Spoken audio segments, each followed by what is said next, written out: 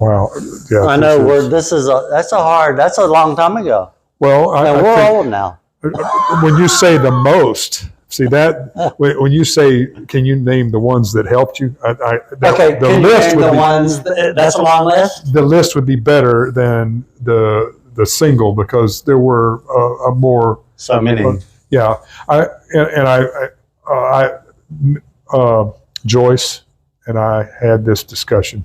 She was Mrs. Wilson at the time. Yes. And she said, I said, you really helped me see who God is. She says, well, I wasn't really right with the Lord at that time. But she didn't understand it didn't matter that where she was with the Lord. It was that she was part of the structure that held me to that standard. Yeah. To account for hearing the truth. So it's not just about the kids. It's also the structure that was put into place, the staff members that were brought in. It's the whole core of the organization that worked together. Yes.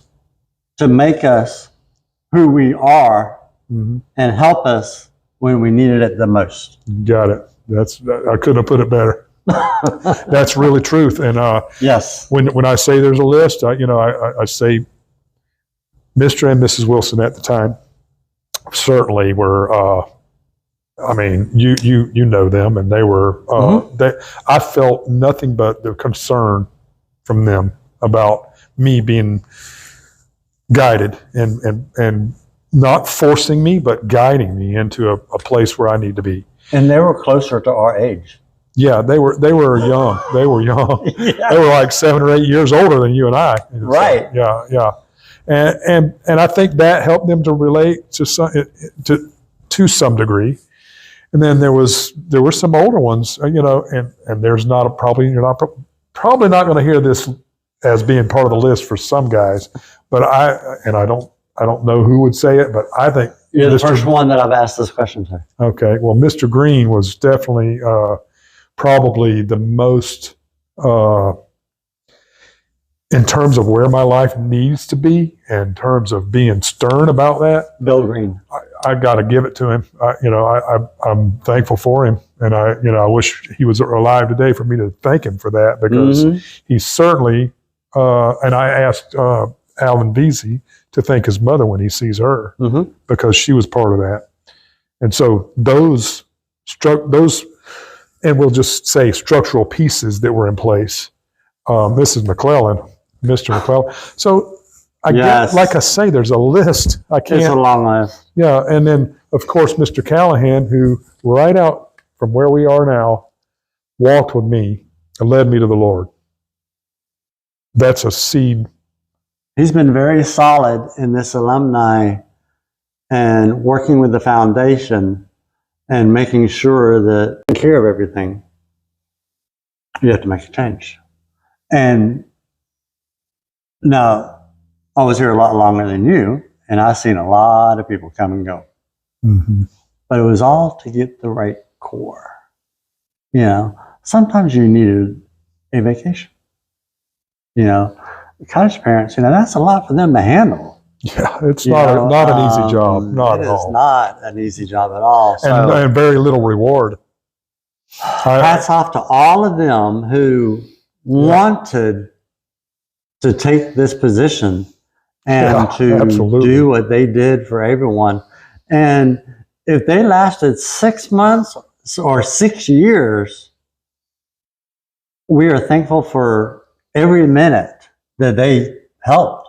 Yeah, absolutely. Because they gave up their life to do this. Yeah. And because it's not something that you can, you can't just walk away from on a weekend. No. It's not, you can't clock out and go home. They were here. Yes. And certainly they had their 4 days every 12 days, but they were here for that 12 days. 24/7. Yeah. And I mean, it didn't matter what happened. They were the parents and we were the kids. Yeah. It didn't matter how many was in that house or that cottage. And they held the responsibility. Yes. And I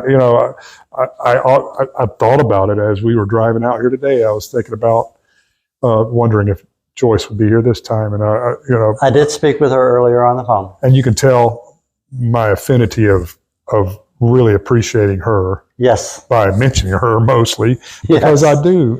She doesn't even. By hearing her when I thanked her, I don't even think she realizes what an impact.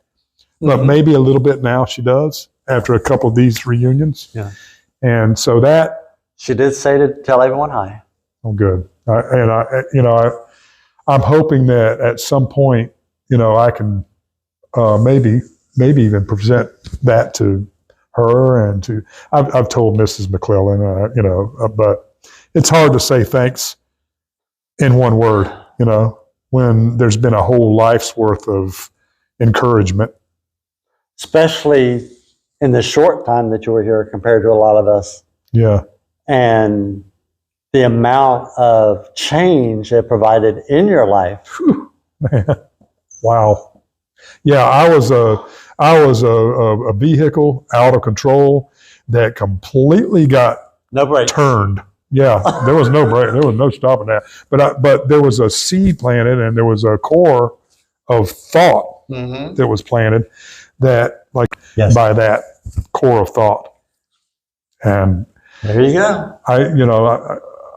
It's hard for me to put it into words because there's so much. But I'll just say that there was definitely a seed planted here that I can't see how I would have gotten otherwise.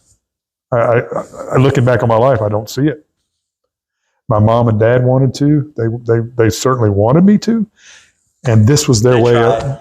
And this is what they were able to do, and so I can thank them. So much thanks to them for finding the right place for you. Yeah, and knowing where they believed would help me the most. So, all right, one last question.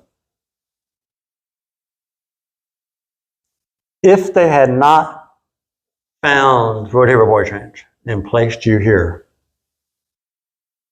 where do you think you would be today? I wouldn't be alive. I just don't think I would be alive. I don't think I could have survived it. Not because I figured you would want to say that. Yeah, I can't see where my life was heading, and anything that was. I already experienced more than one near-death experience based on my drug use and alcohol use. Before I got here at 14. Yeah, and then early age. Other times when I left here.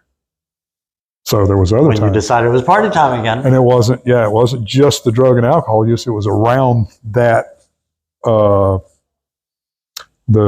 sordid characters that you get exposed to within that. Yes. So I've had guns pointed at me. I've had, that could have been somebody willing to pull the trigger. I don't know, but. So thankful that they didn't. Yeah. And I'm thankful I'm here. There you go. Driving in a car when I should not have been driving, riding in a car with others that were not capable of driving. I've been I've rolled in a car before. I've been, so I could go over and over about that. But the point is I don't see how. And if I did, I would think and you hear, this is all cliche, but you're either going to be dead or in jail. Well, I certainly believe that. They told me that back then, and I at this point I believe that. That's really where I think I would be. So definitely a great outcome for you from where you came from and the options that were forced upon you that you had no say-so in. But later in life, you chose to cry out for help. Yes. And it was this place that popped up, the seed from this place that helped you. And it's the Lord Jesus Christ that this place is all about. That's what, we're sitting here. He was an evangelist. Yeah, absolutely. And that's the reason he opened this. Yep. So that everyone can grow in that manner. And he's, I can't say anything but that he was right, and he did what a work he's done here. Yeah. Yeah. It was definitely a big seed that he had planted and that others chose to water.